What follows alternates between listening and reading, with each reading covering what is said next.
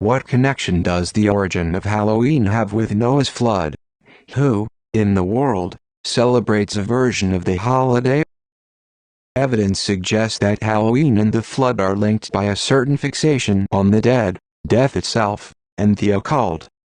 This link between the holiday and the celebration called the Day of the Dead is written about by Frank Humphrey. He wrote, "What is often overlooked, however, is that there is the remembrance of the Day of the Dead followed by a new year. This occurs on our modern Roman-based calendar at the end of October or the beginning of November, the Great Flood and Halloween." The link between the flood, Halloween and the Day of the Dead is worth noting. Many scholars believe the flood started around the fall of the year, specifically within the first 2 months of the Hebrew civil calendar. This 2-month period corresponds, in our modern calendar, to mid-September to mid-November, which clearly includes the time when Halloween is celebrated. The beginnings of Halloween may have begun shortly after the flood, when rebellious humans built a giant tower in a vain attempt to try and save themselves should the flood return. This tower existed in Babel, Babylon. God's solution to man's hard heart at Babel was to change the one language humans used into many, Genesis 11:1, 2, 4, 9, thus encouraging them to scatter. Virtually every culture since the scattering of man at Babel has maintained, in one form or another, a legend of a great flood. Often, the traditions that sprung from the legend are associated with a period known as the Day of Death, the Dead, as well as a new beginning. These traditions generally occur and are celebrated in the fall of the year. In relation to when Halloween occurs, how widespread was, and is, a day dedicated to the dead celebrated?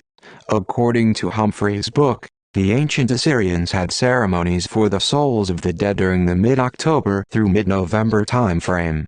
In Egypt, Osiris' box or coffin, which floated on water for a year, was the distorted Egyptian memory of the flood. This box was placed on water between October to November each year, around the time of Halloween. The ancient Peruvian Incas began their year in November with a celebration called Ayamarca, which concluded with the placing of food and beverages on the graves of the departed. Shadows of the fixation on death that is the core of Halloween can also be seen in the early Anglo-Saxon period known as the November Blood Month. In India, the Hindu Durga celebration for those who have died was first tied to their new year, which began in November. Aboriginal Australians, each fall, put white-colored stripes on both their legs and arms to symbolize a skeleton. In parts of Europe, November 2nd is celebrated as a Day of the Dead. In Wales and Scotland, early November is a time when ghosts are remembered, which is strikingly similar to the use of such spirits in Halloween celebrations. Humphrey's conclusion regarding the link between the flood and this holiday is, the legends cited are found all over the world, yet they all have in common this remembrance of death, at the end of October and the beginning of November. All the above are tantalizing clues as to the true origin of Halloween. It is entirely possible that the holiday is a perverted memorial to the people put to death in Noah's flood.